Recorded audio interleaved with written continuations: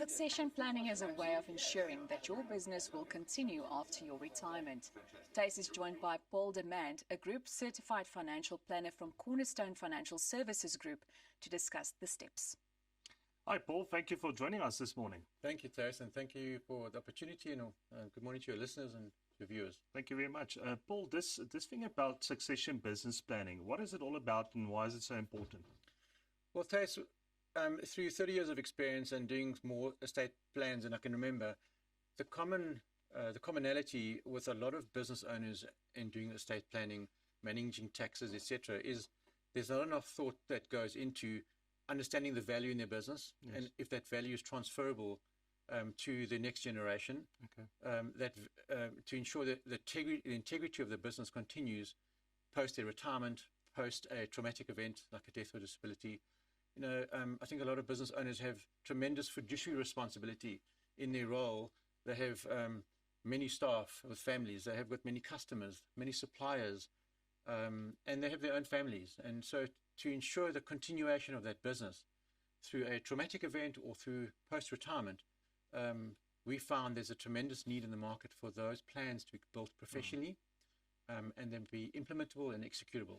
All right. So, but let's say, for instance, Paul, is this something that a business owner should think of whilst he's still in business, or maybe is it something he should think about in his retirement planning? What is your opinion on that? A business owner should be thinking about this for both. I think from a risk perspective, if he doesn't arrive at work on Monday morning, yes, who pays the suppliers, who pays the staff, who engages with the client? That's on a risk aspect. But most business owners, their business is one of their most valued assets in the wealth basket. Yes. So your business succession planning also talks to your exit strategy, your retirement strategy. That's where their wealth lies. So while you're in business, you have the opportunity. You can manage the process. It's too late once you're not in business. Yes, of course. Yeah. So with that planning, as it goes along with your advisor or the professional that you appoint to do that, is it important to physically show somebody out already in your planning? Should it be a family member? Should it be your lawyer? Should it be maybe a partner that's upcoming? How do you look at that, for instance? I think every situation is completely unique. There's no cookie cutter. There's no one-size solution. You're not buying a product and pulling it off a shelf. Every business environment is completely unique. It can be a blend of family members and key individuals in the business that you've earmarked and identified. In one of the due diligence aspects in journeying with clients is to understand what that succession layer looks like, and working with those potential successors to understand their strengths, their weaknesses, and being able to build a human layer which will replicate that business owner in the event of his exit. Okay. So with any type of business, Paul, there should be a wealth creation or a value creation of that business itself. Of course. So, but also then to show that out to the pertaining person that's basically wanting to put this participation plan in place with his members around him, KIs, whatever the case is.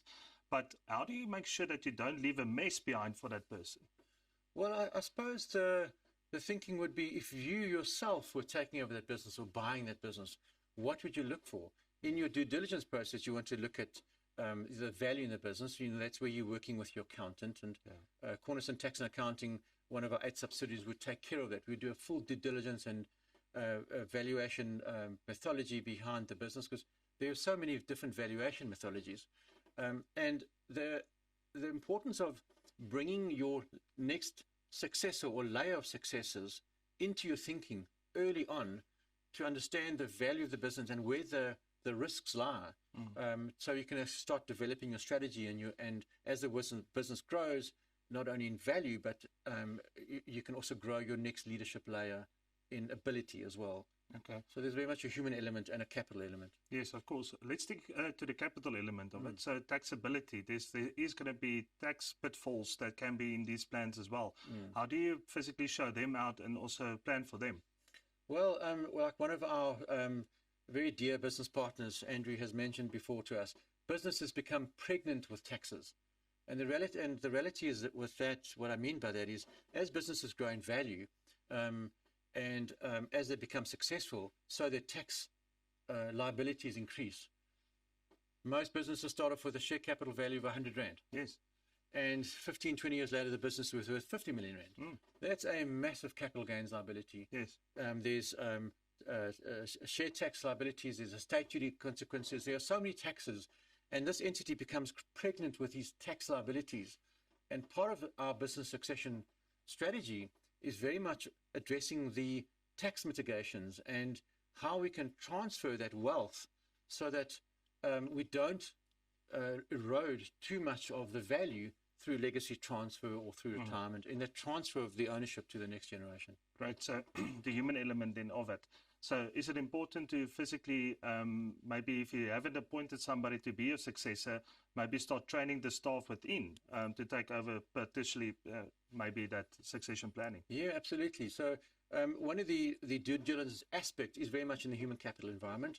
And Tace, if you were, for example, the business owner, the first thing we try and understand is we need to understand deeply what you do. What are your key specialist areas that made you unique and so successful as a business person? Because those are the areas we need to replicate in your next human layer coming up below you, next leadership level. And part of our strategy is very much working with understanding what made you successful, and those areas, whether it be sales, whether it be finance, whether it be management, operations, etc. And then understanding, is there one person that can replicate your role? Yes. Or is it a team that have various areas of expertise to replicate your role? I think a lot of business leaders don't realize how much IP and how much value sits with them. And sometimes not one person can replace that. It might be a team. Paul, 20 seconds. How can people get hold of you? Should they want this type of consultation? Well, our website, www.cfsg, Cornerstone Financial Services Group.co.za. Welcome to, on our website is our contact numbers and our details. Right. And our first consultation is really free. It's a due diligence process. We're an advice-first business. Great. Thank you for coming out, Paul. Thank you very much. Elsa. Thank you so much. Nice. Nou onthou, julle kan adverteer op Goeiemôre, Good Morning. Stuur vir ons 'n e-pos na sales@creatorsway.co.za. Net hierna gesels Arnold met die kaptein van die Blou Bulle. So maak seker jy bly ingeskakel daarvoor, want ek dink dit mag dalk 'n baie interessante gesprek wees.